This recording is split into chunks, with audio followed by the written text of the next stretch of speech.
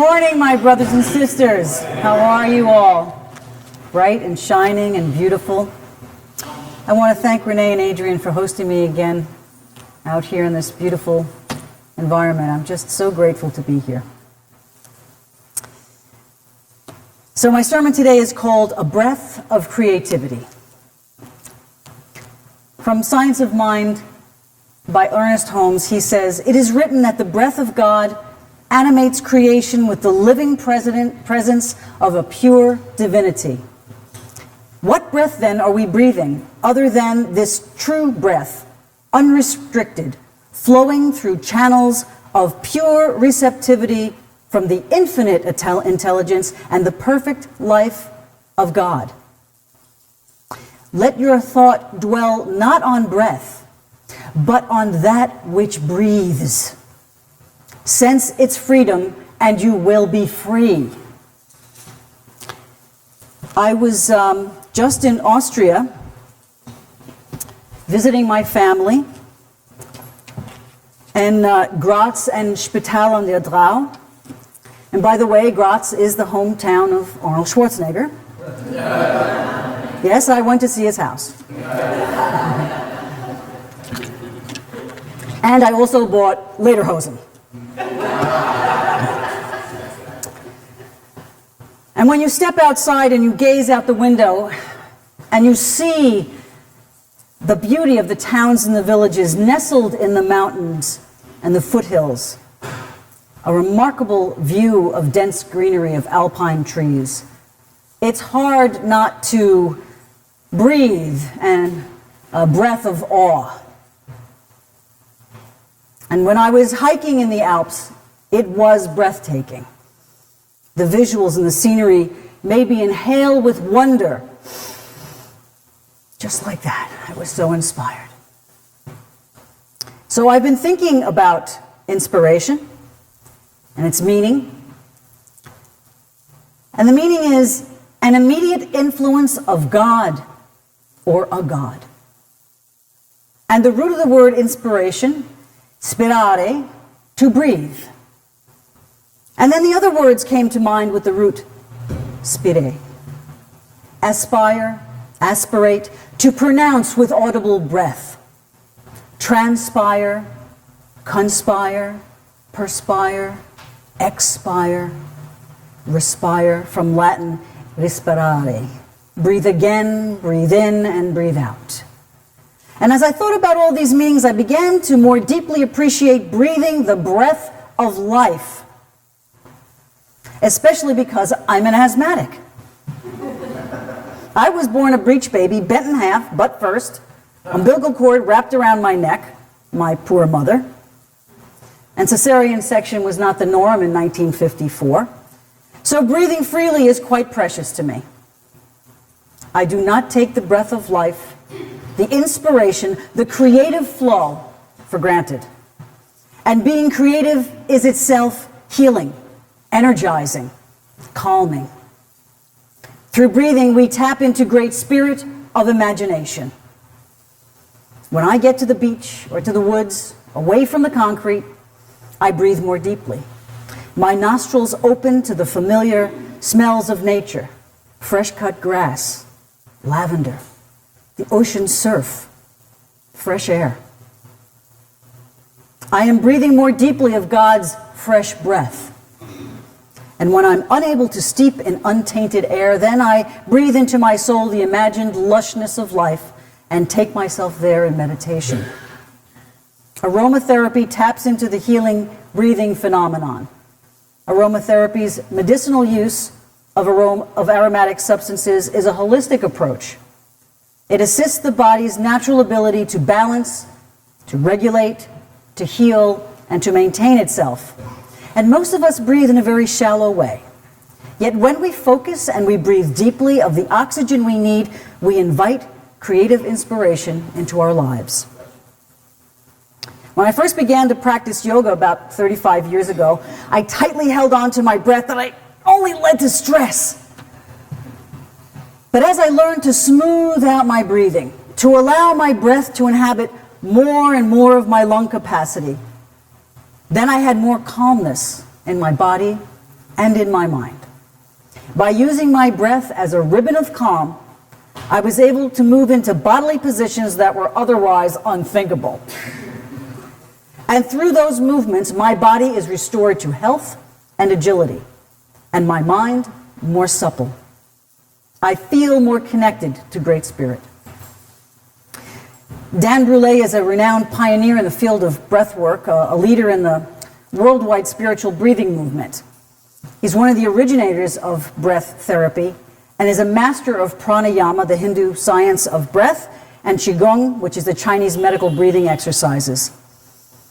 And his breathing exercises and techniques have touched the lives of Olympic champions and medical experts and monks, hospice workers, performing artists, substance abuse and pastoral counselors, life coaches, business executives.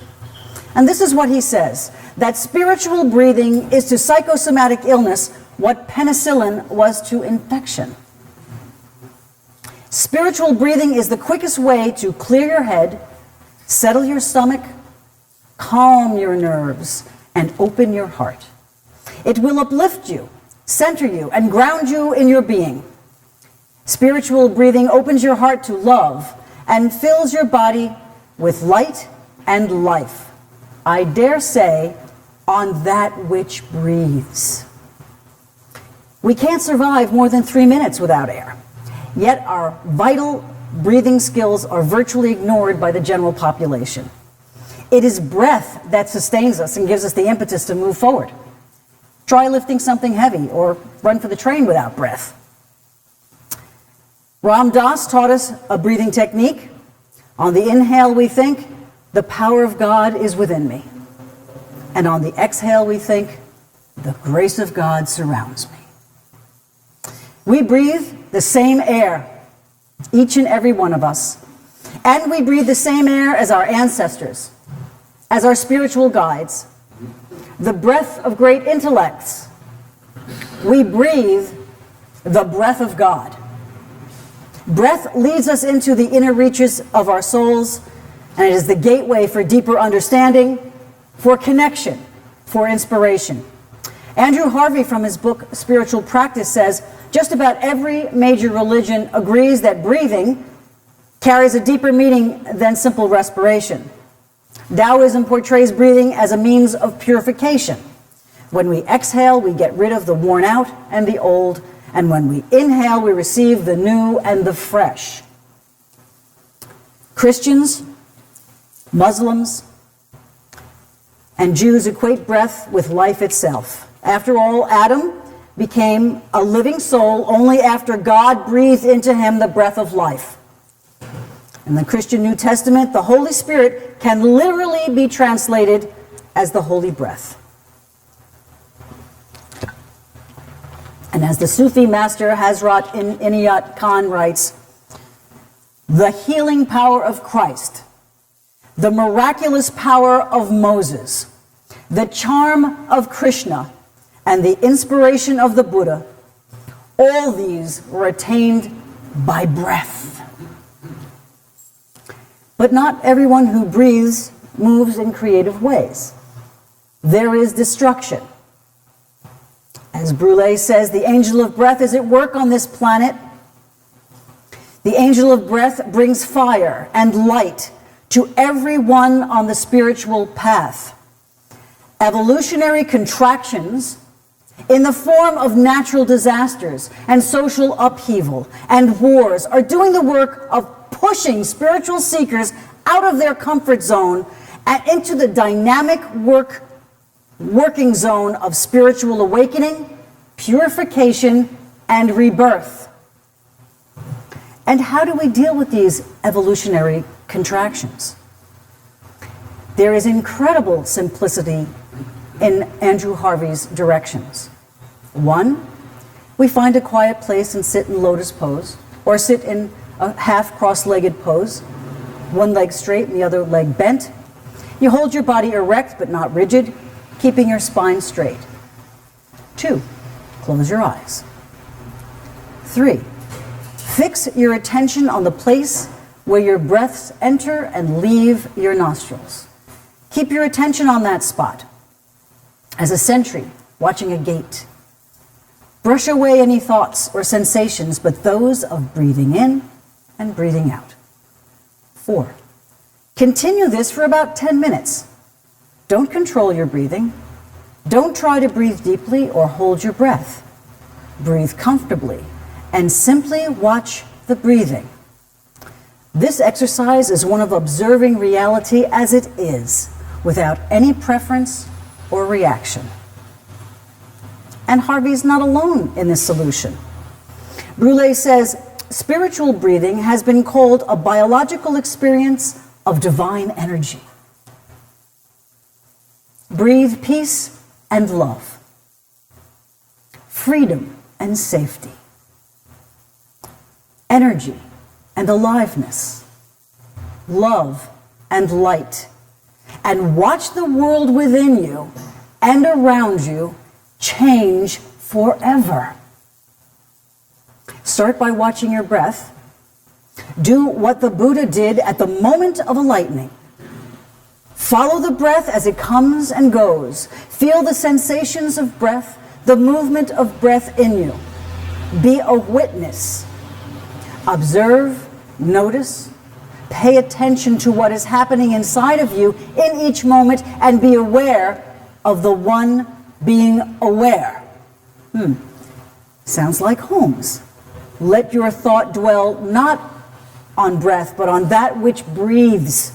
Sense its freedom and you will be free. And conscious breathing has been shown to control asthma attacks, reduce stress and anxiety, slow heart rate, induce body relaxation, and diminish pain. Calming breaths through deep belly breathing creates relaxation, and charging breaths increase excitement. Now, many years ago, I studied tantric sex techniques with Betty Dodson, and these practices enhance and control the intensity, the longevity, and the fullness of quality orgasms. Now, who doesn't want that in their lives? And conscious breathing achieves mental clarity. Deeper breathing increases oxygen to the brain, which stimulates creativity. The number of positive or negative ions present measures electric air quality, and that has an effect on the serotonin levels and therefore creative alertness. As we know here from our Sunday mornings, singing is healing. Singing is breathing with vocalization. Sing for world salvation. Sing for those unconscious. Maybe they'll wake up.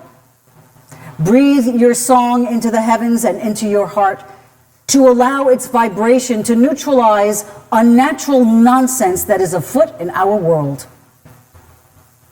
And why not affect world change through creative conscious breathing, since it is God's breath of life that we breathe? Thich Nhat Hanh, the Buddhist monk, believes one sure source of a peaceful family and a peaceful world is a peaceful mind. He says it's not by going out for a demonstration against nuclear missiles that we can bring about peace.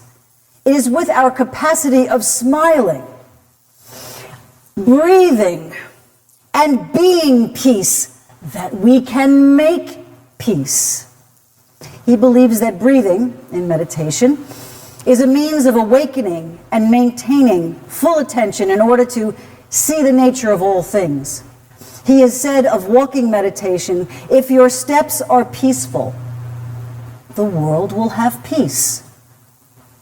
And Brulé says, simply breathe in a conscious way. Practice breathing in a peaceful way, an accepting way, a trusting way, a loving way, a grateful way, a forgiving way, an inviting way, a surrendering way. Incorporating these attributes through spiritual breathing makes manifesting them in reality easy and effortless. We are faced with earth challenges and forces that some think are beyond the control of God. I believe we are empowered by God to use ourselves, the vessels of life and light, to breathe for peace. There are ingenious global communities such as Breathing for Peace, Yoga for Peace, World Peace Yoga, Play for Peace, and Samadhi for Peace that dedicate themselves to breathing for peace. So if we believe that we breathe God, then we do this collectively or individually. We flow into and with great force that can quell any other force. Holmes said it, "What breath then are we breathing other than this true breath, unrestricted, flowing through channels of pure receptivity from the infinite intelligence and the perfect life of God?" Genesis tells us that the God took the dust of the earth and formed the body, or man, and breathed into its nostrils the breath of life, and man became a living soul. Let us take that living soul, that breathing soul, and direct its breath toward all that matters, toward aberrant acts of destruction, toward senseless acts of violence, toward inane insouciance, and breathe the breath of life into them. Each and every one of us has a spiritual endowment.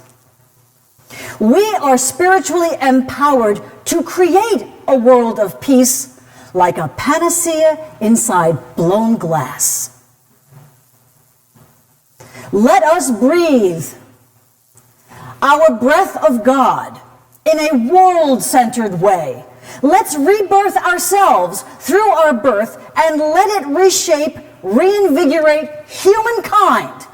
And let that be a breathtaking wonder to behold. If you breathe, if you are inspired, use your inspiration innovatively. I am asking you to go beyond walking the walk. I am asking you to consciously breathe the breath of God for world peace. As Holmes said, be the living presence of a pure divinity.